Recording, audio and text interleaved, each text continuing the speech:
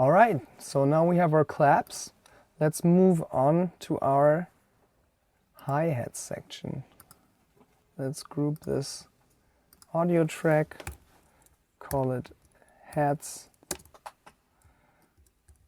and shakers, and then let's browse some hi-hats.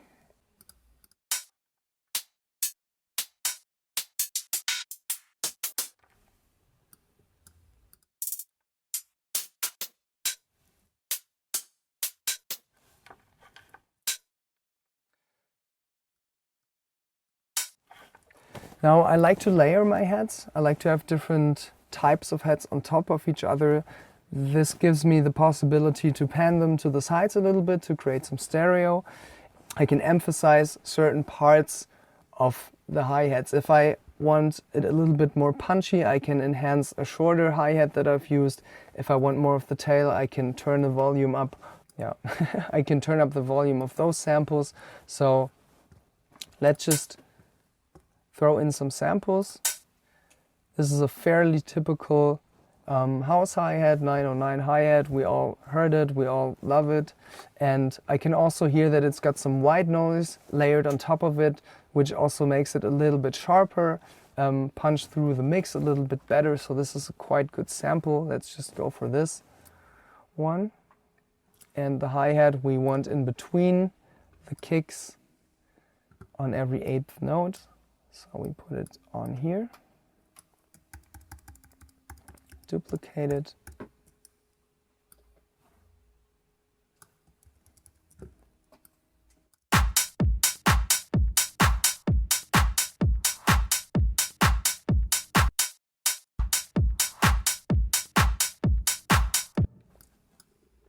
okay, now this is a good lead clap, but I feel like it's fairly short. We need one that kind of covers up the space in between. So let's look for a longer hat.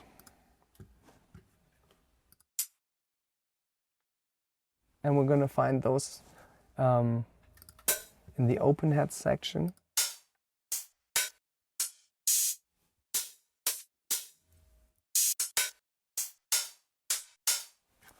This one has a little bit more tail.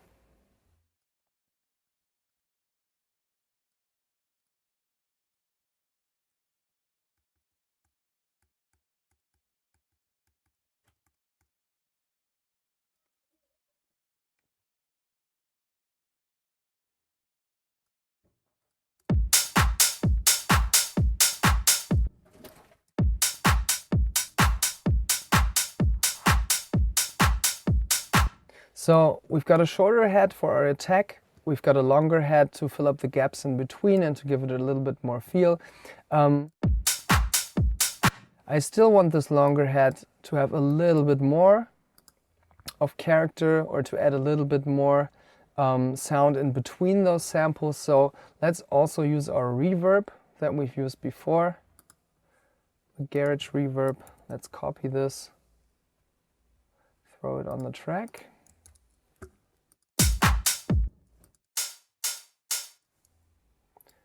Turn up the decay a little bit. Now it's even a little bit longer, and to bring it out a little bit more, compression helps. You know, compression reduces the louder points and brings up the quieter points, brings them more together. That's why it's called compressing. And I also like to do this with the saturator. Now it's also going to saturate the reverb, but I don't think that's a big problem. It's going to give it a little bit more presence and character. Bring down the output.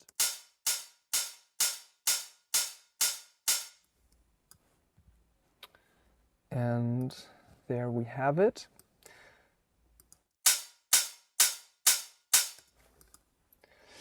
And now let's also bring in a third hi-hat. You don't have to do this, but I like to use the third hi-hat to also add a little bit of rhythm.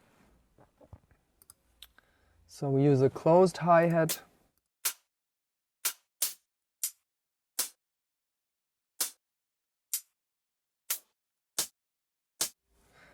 Fairly typical 909 closed hi-hat.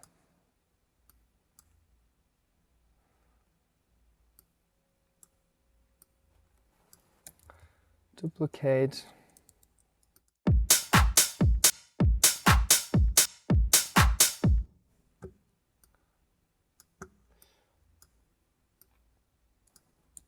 And give it a little bit of movement.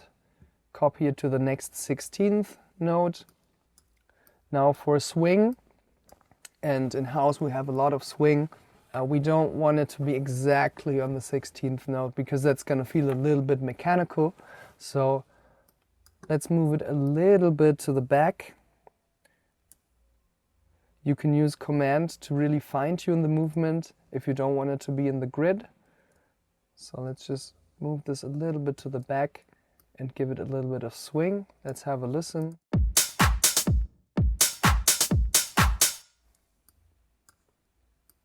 And now we duplicate this. Bring down the volume.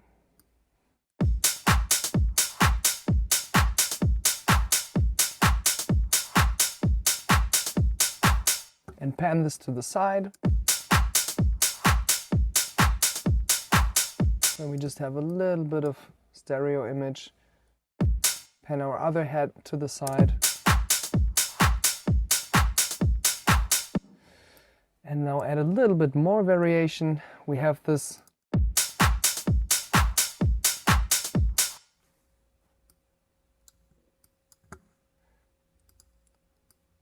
so it doesn't feel so mechanical. Have one more 16th hi-hat before the next one. Duplicate this.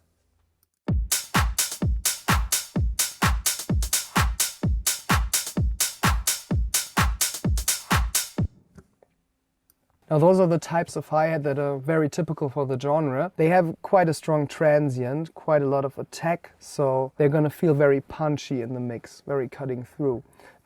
If you want a more laid-back feel, you can also use a shaker as your hi-hat to give it a different type of vibe. Now if we use a shaker for our main hi-hat, it's going to feel a little bit more laid back because, you know, the shaker, its loudest part, is a little bit later.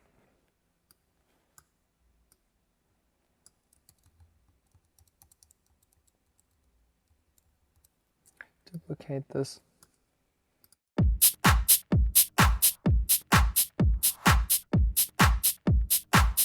And this way you can achieve a little bit more of a laid-back feel.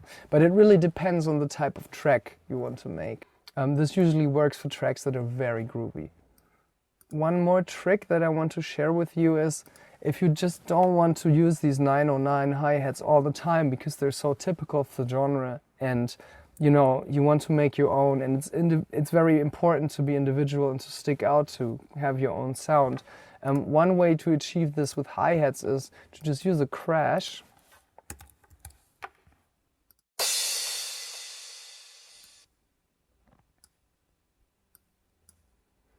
And just use the decay of the crash.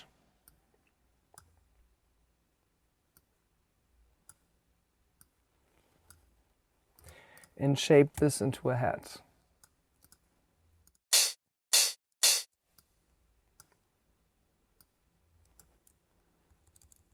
Duplicate this. Bring down the volume.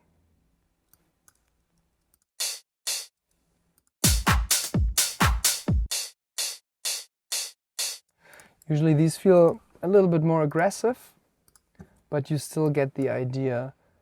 Then it doesn't sound like a typical 909. And then you can, just like we did before with the clap, you can go in and make it a little bit of your own. Let's throw in some EQ8 to boost some frequencies, to give it some character, a little bit of tonality.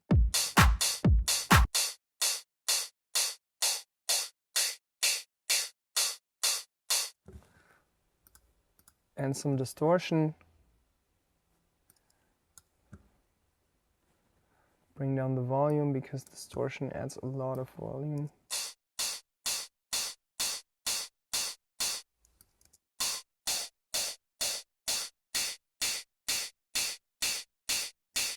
Fairly aggressive.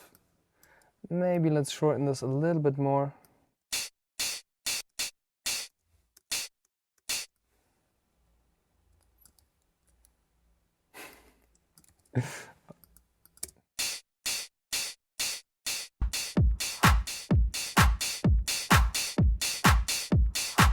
And there you have it, you made your own little hi-hat.